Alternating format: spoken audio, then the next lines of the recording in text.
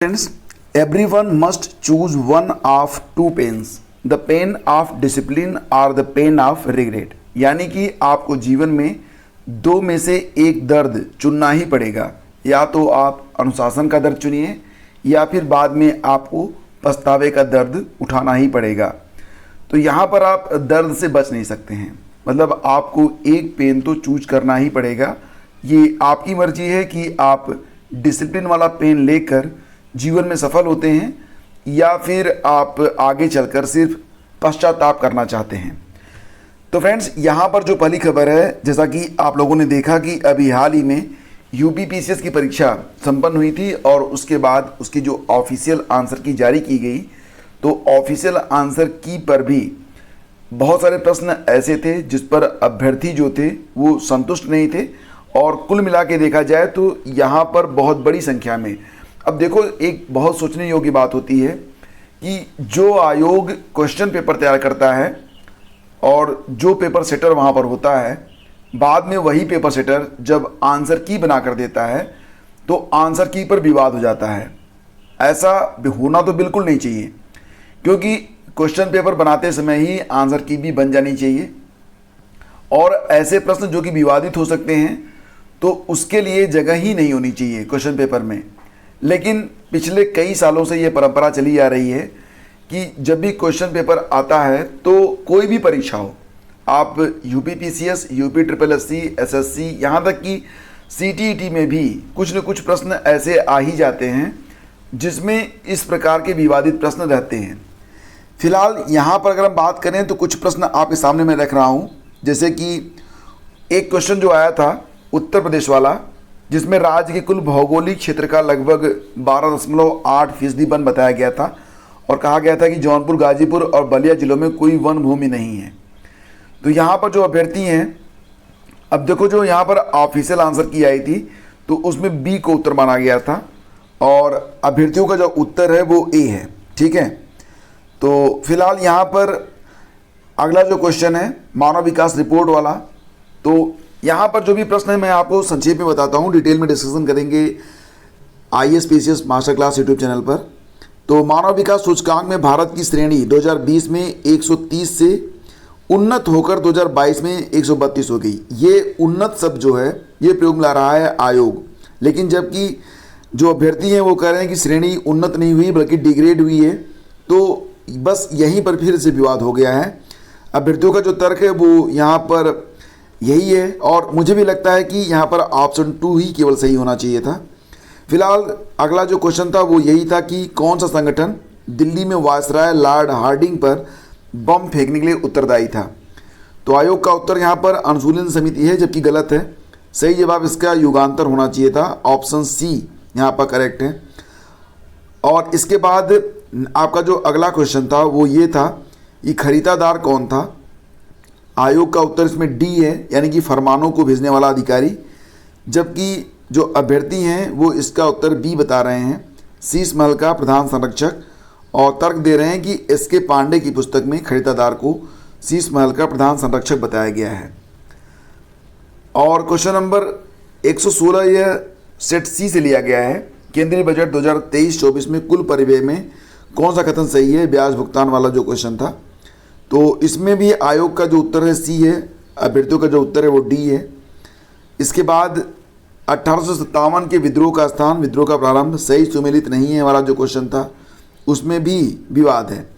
तो इस प्रकार से कई सारे प्रश्न हैं जो कि फिलहाल अब विवादित हो गए हैं और अब इस पर जो है जो अभ्यर्थी हैं वो अपना तर्क देते हुए और साक्ष्यों के साथ उन्होंने अब फिर से जो है ऑब्जेक्शन किया हुआ है।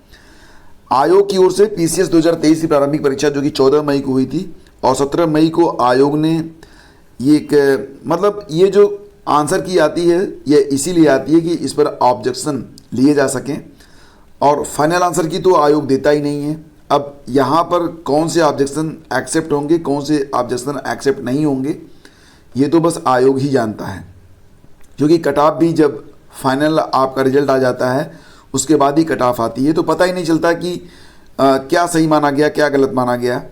तो फिलहाल आयोग ने काफ़ी जो है हड़बड़ी में काफ़ी गड़बड़ियाँ कर दी हैं, ऐसा कहना है कुछ छात्र नेताओं का।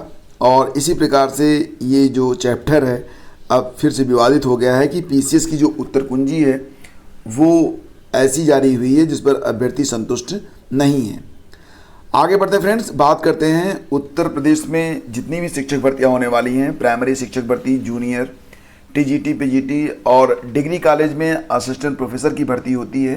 तो इसके लिए एक नए आयोग के गठन की बात कही गई थी, जिस पर मैंने आपको बताया था कि 12 सदस्यीय एक कमेटी गठित की गई थी, जिनको 5 दिनों के अंदर अपना जो ड्राफ्ट था, एक नया ड्राफ्ट तैयार करके देना था। और ड्राफ्ट फिलहाल अब जो जानकारी मिल रही है उसके मुताबिक ड्राफ्ट जो है वो सीएम ऑफिस पहुंच गया है, मतलब ड्राफ्ट बन गया है और उम्मीद यही है कि जून के पहले सप्ताह में आयोग पर अंतिम मुहर लग जाएगी। तो अगर जून में आयोग के गठन की प्रक्रिया शुरू हो जाती है तो आप जानते हैं कि इसके बाद फिर जो प्रक्रिया होती है उसमें कम से कम 40 से 60 दिन का समय लगेगा, यानी कि जुलाई तक आपका आयोग तैयार हो जाएगा। तो जैसा मैंने कल आपको बताया था कि उसके पश्चात फिर कम से कम 2 महीने का समय और लग सकता है सभी जो भर्तियां चल रही थी उनको रिज्यूम करने में, और नई वैकेंसी के आने में तो कुछ समय और भी लगेगा। फिलहाल जो जानकारी मिल रही है उसके मुताबिक टीजीटी, पीजीटी और प्राइमरी की जो शिक्षक भर्तियां होंगी तो उसमें काफ़ी चेंजेज आपको देखने को मिल सकते हैं। जैसे कि अगर मैं यहाँ पर बात करें पीआरटी के बारे में, तो पीआरटी में जो एकेडमिक ऐड होता था वो हटाया जा सकता है और अब केवल जो परीक्षा होती है जिसको आप शिक्षक पात्रता परीक्षा कहते हैं, तो बस वही यहाँ पर अप्लाई रहेगा। यानी कि आपको यूपीटीईटी ये तो क्वालिफाई करना ही पड़ेगा आपको, या फिर सीटीईटी के बाद जो शिक्षक भर्ती परीक्षा होती है, तो बस इन 2 परीक्षाओं के आधार पर आपकी मेरिट बनाई जाएगी पीआरटी में। इसमें जो एकेडमिक ऐड होता है अभी तक वो हटाया जा सकता है और नए ड्राफ्ट में इस बात को जो है रखा गया है। अगर हम बात करें टीजीटी और पीजीटी एग्ज़ाम के बारे में तो इसमें भी कुछ चेंजेज आपको देखने को मिल सकते हैं। जैसे कि पीजीटी में और टीजीटी में जो वेटेज होता था उसको भी हटाने की बात की जा रही है। टीजीटी आर्ट के लिए, कला के लिए जो अभी तक केवल इंटरमीडिएट में प्राविधिक कला उत्तीर्ण जो अभ्यर्थी होते थे तो उनको मौका मिल जाता था विदाउट बीएड, तो यहाँ पर बीएड को ऐड किया जा सकता है, यानी कि कला शिक्षक बनने के लिए भी बीएड जरूरी कर दिया जाएगा और सिर्फ प्राविधिक कला से काम नहीं चलेगा। पीजीटी में जो वेटेज होते हैं वो भी ख़त्म हो सकता है। और एक बड़ा चेंज जिस पर I am not very sure कि पीजीटी में जो इंटरव्यू के लिए अभी भी प्रावधान है वो ख़त्म किया गया है या नहीं किया गया है, इस पर अभी थोड़ा सा संशय है। तो जैसे ही कोई पुख्ता जानकारी मिलती है वो आप तक पहुंचा दी जाएगी। तो कुछ नए चेंजेज हैं, फिलहाल इन चेंजेस का मैं मोस्ट वेलकम करता हूं, क्योंकि बीती ताई बिसार दे आगे की सुध ले। तो वर्तमान में क्या चल रहा है उसी के आधार पर अगर हम पीआरटी के बारे में बात करें, एकेडमी कुछ भी रहा हो उसको हटा देना चाहिए।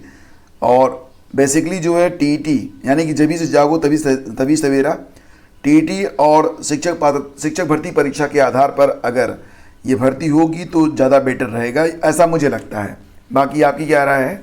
हालांकि जिनके एकेडमिक अच्छे होंगे वो इस बात से संतुष्ट नहीं होंगे, लेकिन फिर भी ऑल ओवर ये अच्छा है और हर व्यक्ति को इसमें समानता का अधिकार प्राप्त रहेगा। आप जैसा प्रदर्शन करेंगे वैसे ही आपको, मतलब उसी के आधार पर आपको जो है चयनित किया जाएगा।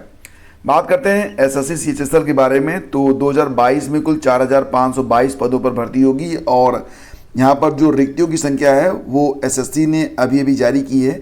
इसमें यह बताया गया है कि जो जनरल सीटें हैं कुल 1950 हैं, एससी की 656 सीटें हैं, एसटी की 301, ओबीसी की 1978 और ईडब्ल्यूएस के लिए 517 सीटें इसमें रखी गई हैं। तो यहाँ पर मिलिट्री इंजीनियरिंग सर्विस में lower division clerk, junior secretariat assistant में सबसे अधिक 1880 पद हैं, जिसमें जनरल के लिए 764 पद रखे गए हैं, ओबीसी के लिए 506, ईडब्ल्यूएस के लिए 202, एसटी 132 और एससी 276 सीट है। बाकी जानकारी आपको ऑफिशियल वेबसाइट से मिल जाएगी। और ये जो अनंतिम भर्तियां हैं, मतलब अभी भी इसमें कुछ चेंजेज पॉसिबल है कि हो सकता है, अब देखना है कि क्या होता है।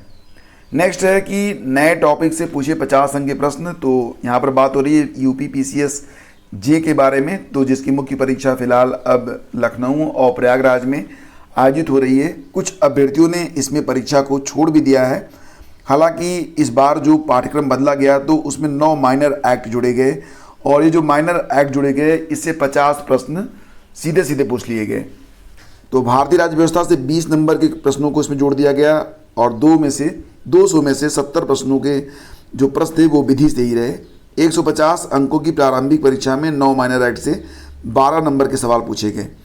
तो ये काफ़ी शानदार बात होती है जब नए टॉपिक ऐड हो तो उससे कुछ क्वेश्चन ऐड होने चाहिए, लेकिन इस बार यूपी पीसीएस में ऐसा नहीं हुआ।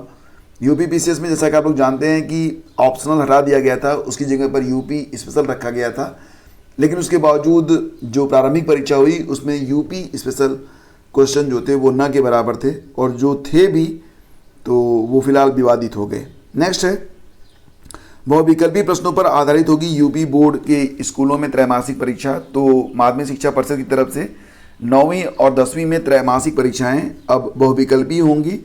इसके लिए बोर्ड की ओर से दिशा निर्देश जो हैं कि जारी कर दिए गए हैं। बोर्ड की तरफ से जारी निर्देश की माने तो मई के तीसरे सप्ताह में इसकी परीक्षा होनी थी, लेकिन स्कूलों में गर्मी की छुट्टियां चल रही हैं तो अब ये परीक्षा जुलाई माह में होगी। अब फिलहाल कुछ नए चेंजेज हैं, बस उसी के बारे में यहाँ पर बात कही जा रही है। और पीटी सर्टिफिकेट की बढ़ाई जाए वैधता, निर्धारित हो क्वालिफाइंग नंबर।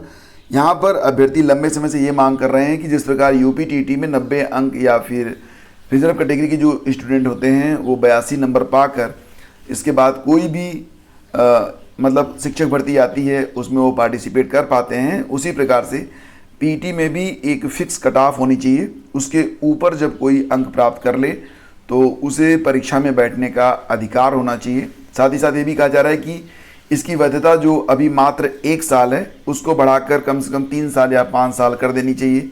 हर साल इसके लिए बहुत बड़ी संख्या में जो अभ्यर्थी हैं वो आवेदन करते हैं और फिर एक नई प्रकार की जो कशमकश चलती है जिसमें काफ़ी दूर दूर तक परीक्षा केंद्र भी भेजे जाते हैं। एक रस पैदा हो जाता है, एक भीड़ सड़कों पर एकत्र हो जाती है, आवागमन की भी सुविधाएं बहुत ही रेयर होने की वजह से दिक्कत हो जाती है। कई जगहों पर तो बिल्कुल सवारियां ही नहीं मिलती हैं, सवारियों का मतलब आपको वाहन ही नहीं मिलते हैं। तो तमाम दिक्कतों से बचने के लिए यहाँ पर अभ्यर्थियों का कहना है कि, और देखो ये जो बात कही गई है तो वो अभी गोविंदपुर स्थित लाज एक है, प्रताप लाज, तो वहाँ पर अमर उजाला के द्वारा एक संवाद कार्यक्रम आयोजित किया गया था, तो उसी में अभ्यर्थियों ने अपनी राय रखी है। फिलहाल इस बात के लिए अभ्यर्थी काफ़ी समय से प्रयासरत भी रहे हैं। टीजीटी पीजीटी की परीक्षा की तैयारी करने वाले छात्रों का कहना है कि न वैकेंसी आ रही है और ना ही परीक्षा का कैलेंडर। तो फिलहाल इसके बारे में तो मैंने आपको बता दिया कि अभी जो है कम से कम आपके पास 3 से 4 महीने का समय है, तो आप लोग लगे रहिए और निश्चित रूप से आने वाले समय में कुछ चीज़ें आपको बेहतर रूप में दिखाई जरूर देंगी। तो फ्रेंड्स ये थी आज की न्यूज़ अपडेट और आपको बताना चाहेंगे कि वीडियो की जो परीक्षा हुई थी 2018 में तो उसमें 4 शिफ्ट हुए थे। 22 दिसंबर को 2 शिफ्ट और 23 दिसंबर को 2 शिफ्ट। तो इन 4 शिफ्टों में जो जीएस के क्वेश्चन पूछे गए थे, कुल मिला के हर शिफ्ट में 50-50 प्रश्न थे, तो कुल मिला के 200 प्रश्नों का कंपाइलेशन करके एक वीडियो बनाया गया है जिसमें आपको सभी प्रश्न और उनके उत्तर एक साथ देखने को मिल जाएंगे। मात्र 30 मिनट का एक वीडियो मैंने अपलोड किया हुआ है IAS PCS मास्टर क्लास पर, तो उसको जाके आप लोग अभी वॉच कर लें, क्योंकि यहाँ से आपको पता चल जाएगा कि कौन कौन से ऐसे टॉपिक हैं जो कि यूपी SSSC वीडियो परीक्षा के लिए काफ़ी इम्पोर्टेंट मानता है। और आगामी जो परीक्षाएं होंगी ग्राम पंचायत अधिकारी और जो बाकी परीक्षाएं हैं वीडियो एग्ज़ाम के साथ साथ, तो वहाँ भी आपको इसका फ़ायदा मिलेगा। आपको बताना चाहेंगे कि ग्राम पंचायत अधिकारी के लिए फ़िलहाल आपके जो आवेदन हैं वो शुरू हो चुके हैं, तो आवेदन आप जाके कर सकते हैं, लेकिन इसके लिए आपके पास पीटी 2022 का एक स्कोर कार्ड होना चाहिए और इंटरमीडिएट प्लस SSSC का सर्टिफिकेट अगर आपके पास है तो आप यहां पर आवेदन कर सकते हैं। तो फ्रेंड्स ये थी आज की न्यूज़ अपडेट। अगर सेशन आपको पसंद आया तो लाइक और शेयर कर लीजिएगा और बाकी करंट अफेयर वगैरह आप लोग अभी से पढ़ना शुरू कर दें, क्योंकि लास्ट टाइम इस समय आपके पास बहुत कम बचेगा। वीडियो एग्ज़ाम में समय बहुत कम बचा हुआ है और अगर अभी से तैयारी नहीं करेंगे तो काफ़ी मुश्किलें आपको फेस करनी पड़ेंगी, क्योंकि लास्ट डेज में सिलेबस काफ़ी लंबा है, इसको इतना छोटा भी मान के ना चलें। Thank you so much.